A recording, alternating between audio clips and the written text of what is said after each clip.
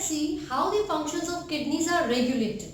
So we are talking about the regulation of kidney functions. Regulation of kidney functions. ठीक है, normally क्या होता है, जो किडनी की एक्टिविटीज है it depends on the blood pressure और द बॉडी वॉल्यूम. फ्लूइड की जो वॉल्यूम है या ब्लड की जो वॉल्यूम है या फिर जो आयंस का कंसंट्रेशन है उसके ऊपर हमारी जो किडनीज की एक्टिविटीज है, जो फंक्शंस है वो डिपेंड करते हैं और मॉनिटर किया जाता है किडनीज की एक्टिविटीज को और उसके फंक्शन को. कौन मॉनिटर करेगा? हाइपोथैलेमस भी करता है, साथ ही साथ पिट्यूटरी ग्लैंड भी अपना एक स्पेसिफिक रोल प्ले करेगा. अलॉन्ग विद दिस JGA यानी कि जक्स्टाग्लोमेरुलर apparatus और टू सम एक्सटेंट कुछ हद तक हार्ट भी एक इम्पॉर्टेंट रोल प्ले करता है किडनीज के फंक्शंस को रेगुलेट करने. ठीक है, तो सबसे पहले देखते हैं किस तरीके से रेगुलेशन की जाती है किडनीज के फंक्शन की.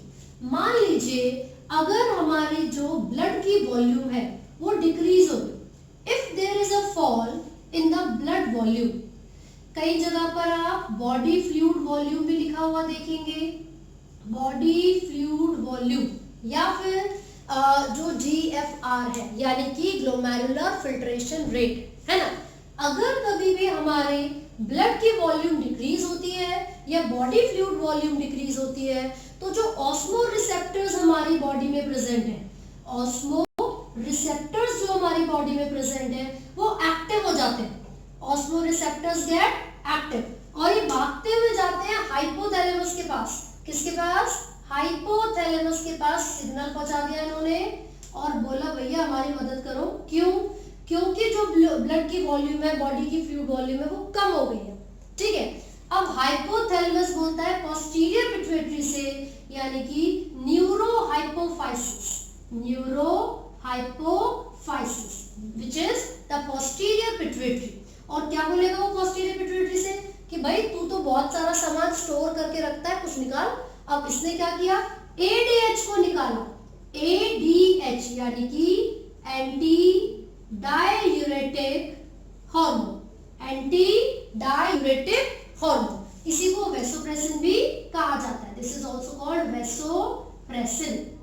ठीक है, अब जैसे ही बॉडी की वॉल्यूम, फ्लूइड की वॉल्यूम कम हुई, ऑस्मोरिसेप्टर्स को पता चल गया, उन्होंने रिक्वेस्ट की हाइपोथैलेमस से और बोला भैया हमारी मदद करो.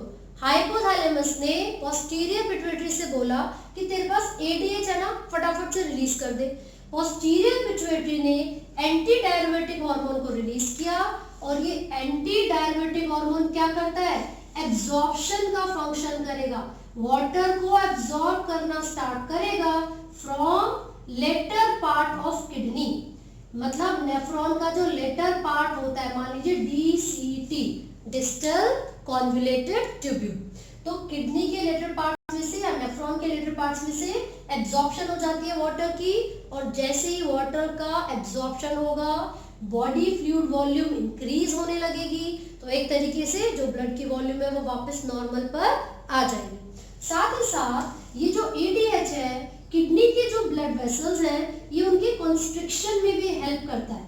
और कंस्ट्रिक्शन करना मतलब मान लीजिए पहले डायमीटर ज्यादा था, अब इसने उनको कंस्ट्रिक्ट कर दिया, मतलब उनको जो डायमीटर है उसको नैरो कर दिया, कम कर दिया, जिस वजह से प्रेशर ज्यादा हो जाता है.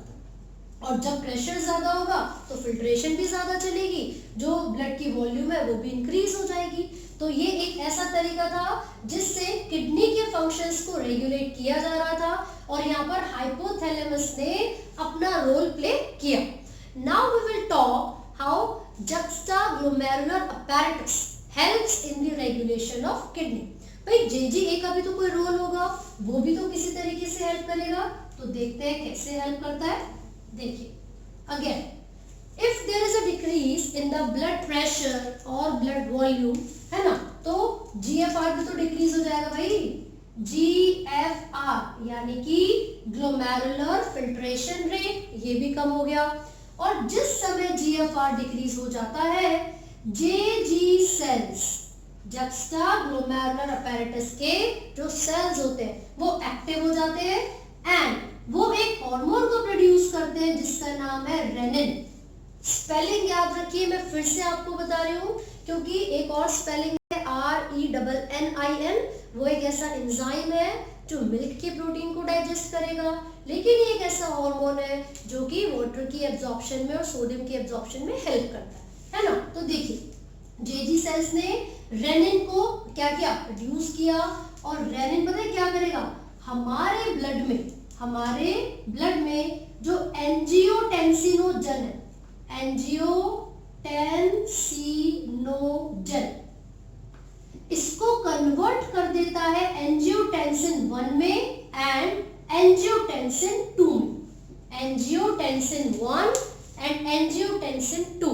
और ये क्या काम करेंगे, ये हेल्प करते हैं वाटर के एब्जॉर्प्शन में, जिसके रिजल्ट में जो ब्लड की वॉल्यूम थी या बॉडी की फ्लूइड वॉल्यूम थी वो इंक्रीज होगी। साथ ही साथ ये क्या करते हैं पता है, जो हमारे ग्लैंड है एड्रीनल ग्लैंड के ऊपर एक्ट किया जाएगा और बोलेंगे भैया एल्डोस्टेरोन को प्रोड्यूस कर दो, क्योंकि जो एल्डोस्टेरोन है वो हेल्प करता है एब्जॉर्प्शन में, साथ साथ वैसोकंस्ट्रिक्टर होगा, वैसोकंस्ट्रिक्टर।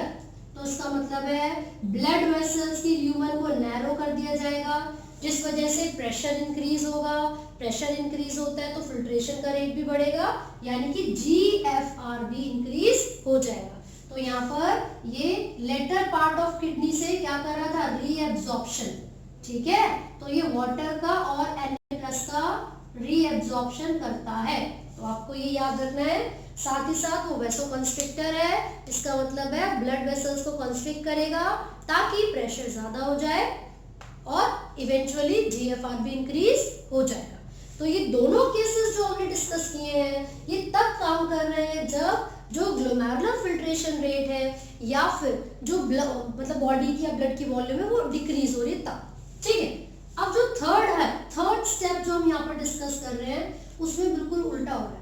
उसमें क्या हो रहा है, उसमें ये होगा कि जो बॉडी में ब्लड का फ्लो है, जो प्रेशर है वो इंक्रीज हो जाता है, ठीक है।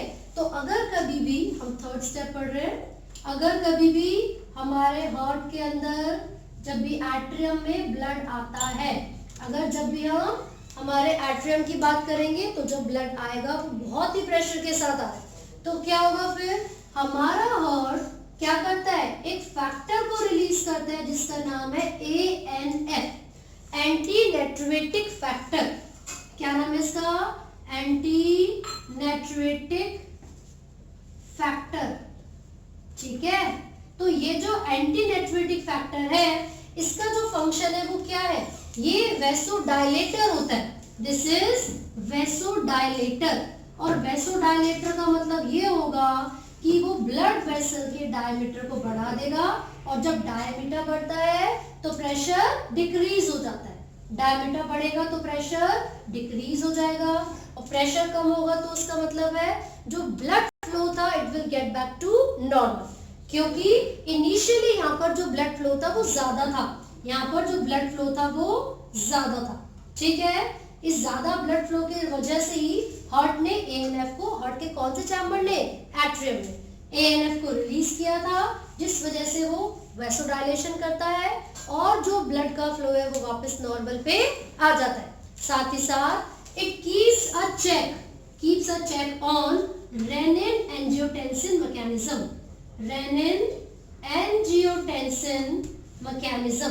तो यहाँ तक आपको अच्छे से पढ़ना है, जिसमें हमने कवर किया है regulation of the kidney function.